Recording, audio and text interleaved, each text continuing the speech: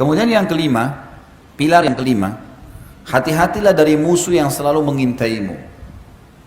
Hati-hatilah dari musuh yang selalu mengintaimu, syaitan.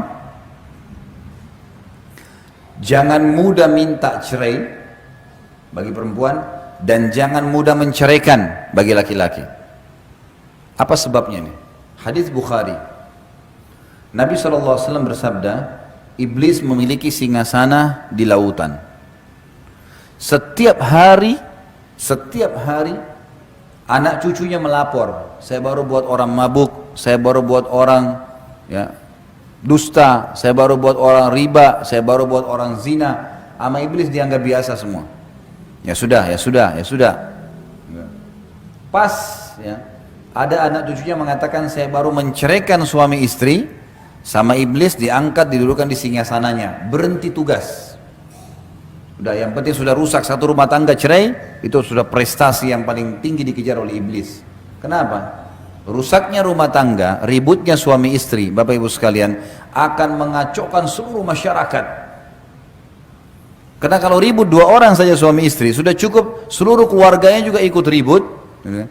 Lingkungan teman-temannya semua juga ikut ribut, pro kontra. Kalaupun terjadi cerai, anak-anaknya jadi kacau semuanya. Secara kejiwaan masih muda, masih anak-anak, semua terpukul secara kejiwaan. Mau ketemu ayahnya, ibunya nggak kasih. Mau ketemu ibunya, ayahnya nggak kasih, dan seterusnya. Jadi memang cerai itu target utama iblis. Makanya hati-hati. Kata para ulama, kalau di luar rumah ada 5 syaitan atau 10 syaitan mendampingi seorang yang beriman, mencari untuk menggodahnya, maka dalam rumah tangga ada 1000 syaitan. Kadang-kadang masalah kecil, mungkin suami bisa tersinggung hanya karena lupa dibuatin teh atau kopi, atau dicuciin bajunya oleh istrinya. Atau mungkin ada yang dia minta dikerjakan di rumah, istrinya lupa, syaitan buat dia lupa. Sudah cukup untuk marah sama istrinya. Seorang istri sudah cukup untuk marah, bahkan bisa minta cerai hanya karena ingin diantar ke satu tempat, suaminya belum sempat. Yang betul ada kesibukan. Akhirnya tersinggung, kalau ibumu kau dahulukan, kalau saya tidak, panjang ceritanya. Kalimat cerai lagi, hati-hati.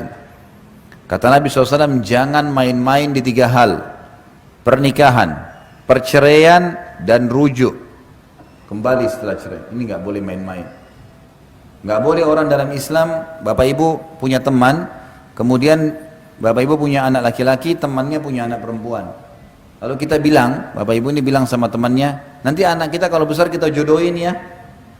Nah, ini dalam Islam berlaku kalau si teman mengatakan, oke, baik, sepakat. Anak-anak ini nggak boleh dinikahin pada saat dewasa kecuali sudah disampaikan. Dulu ayah sama ibu pernah jodohin kamu sama anak itu, mau nggak? Oh, saya nggak mau ayah, nggak mau ibu, ya sudah. Kalau enggak ini terikat, ada hukum di sini. Karena dua-duanya sudah sepakat, dan kata ulama masuk dalam hadis Nabi SAW, al-mu'minuna ala syurutihim. Orang-orang mukmin terikat dengan syarat yang telah disepakati, nggak boleh nih. Nikah, nggak boleh main-main. Makanya kalau ada yang bercanda pun, nanti kita jodohin anak kita ya. Itu tergantung kalau Allah takdirin. Nggak bisa saya katakan kalau iya ini anak-anak terikat nih. Nggak boleh.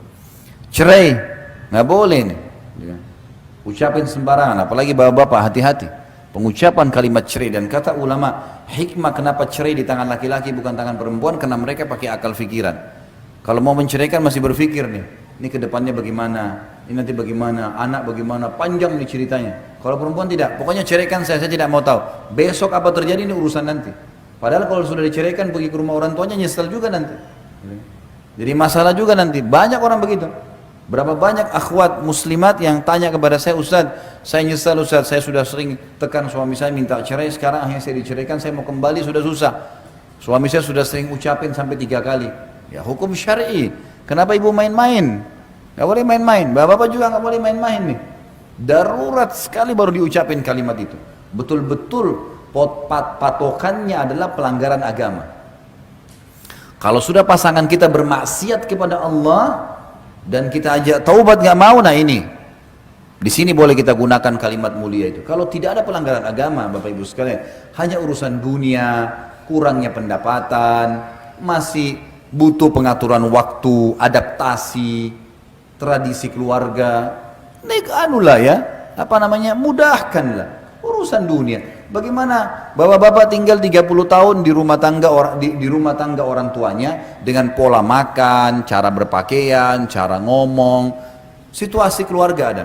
Ibu-ibu 20 tahun, 25 tahun tinggal di orang tuanya juga dengan pola makan, cara hidup. Berbeda ini.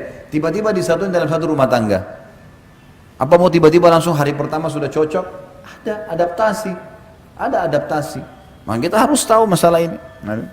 Hati-hati, jangan main-main. Sampai kata ulama bagi bapak-bapak, kalau ada, saya pernah belajar fikih di tingkat 3 kuliah di kuliah dakwah di Madinah. Dosen saya dulu kebetulan wakil, kalau tidak salah beliau wakil hakim di pengadilan agama di Madinah. Beliau bilang kalau ada seorang laki-laki istrinya lagi naik di atas tangga bercanda, dia bilang kalau kamu naik lanjutin jalan kamu, saya ceraikan. Kalau kamu turun, saya ceraikan. Kalau si perempuan ini tidak mau diceraikan, dia harus turun dari tengah-tengah, kena jatuh tuh tolaknya walaupun bercanda, nggak boleh. Makanya ibu-ibu jangan sering udah ceraikan saja saya, kita sudah nggak cocok, akhirnya suaminya terpicu ngucapin kalimat itu, nggak boleh. Bapak-bapak juga jangan menekan istrinya dengan selalu kalau kau tidak mau ikut saya akan ceraikan. Kalau urusan agama boleh, ingat ya, kalau sudah urusan agama hubungan sama Allah, cerai ini boleh dipakai. Tapi kalau urusan dunia, masalah makanan, baju, warna spray, gorden, tinggal di mana, dunia, nggak ada yang dibawa ke kuburan. Mau diapain tuh rumah yang oh ini di Menteng, hebat, oh ini cuma di Rawamangun, saudara. Kita kalau naik pesawat yang di Menteng pun jadi kecil tuh, nggak kelihatan lagi. Apa yang mau diperebutkan? Kadang-kadang juga ini hal-hal mendasar yang harus kita fahamin ya. Hati-hati, syaitan selalu mengintai. Maka syaitan kata ulama lebih senang suami istri bercerai daripada terjadi pembunuhan di luar rumah, daripada orang riba. Padahal ini dosa-dosa berat semua nih. Tapi kalau cerai ini luar biasa.